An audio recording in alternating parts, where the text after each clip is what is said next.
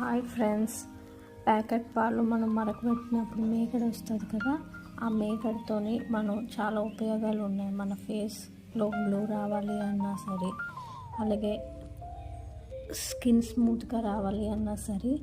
So ఈరోజు tip ఏంటంటే, ఆ మేగడలోని కొంచెం ఒక నిమ్మకాయ తీసుకొని ఆ నిమ్మకాయ రసం ఒక 2-3 డ్రాప్స్ వేసి అది ఫేస్కి కానీ మనం అప్లై చేసి మన ఫేస్కి అప్లై చేస్తే చాలా స్మూత్నెస్గా ఉంటుంది.